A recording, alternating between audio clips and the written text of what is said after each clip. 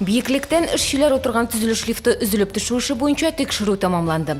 Ғадаттәлді шуақиғаның сәбәплерін ашықлау Ростехнадзор ұйышмасына тапшырылған еді. Әлігі хәл 9 апрельда 16 комплекста ремонт ішлері уақытында болды. Түзушілер ішләген асылма конструкция біркіткеннен соң оқ 8 қоттан ішіліп түші. Лифт түзіксіз болған.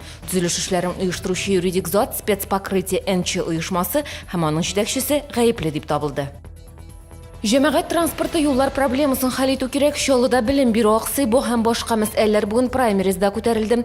Алдан тавыш беру кандидатларга үзләре турында сөйләргә мөмкинлек бирә. Бүген праймеризда 28 кеше чыгыш ясады. Алар арасында төрле тармакларда хезмәт куючылар. Чыгышлардагы иң мөһим тезисларны хәбәрчебез билгеләде. Бүген 11 сыйныф укучылары рус теленнән бердәм дәүләт имтиханын тапшырды. Чаллыда барлыгы 2000-гә якын бала сынау тотты. Быел имтиханга үзгәрешләр кертелде. Биремнәр 2 өлештән тора. Кыска һәм киңәйтелгән җаваплар таләп итә торган сораулар һәм инша язу. Тест өлеше төшеп калды. Канәгатьләнерлек билгесе алу өчен укучыларга 100 мөмкинлектән кимендә 24 балл җыярга кирәк.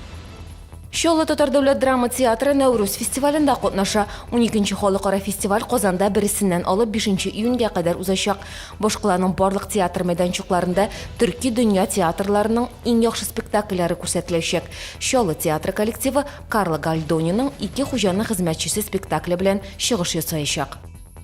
Бу һәм башка хәбәрләр турында яңалыкларның кичке чыгарылышында ул 19:15 эфирга чыга.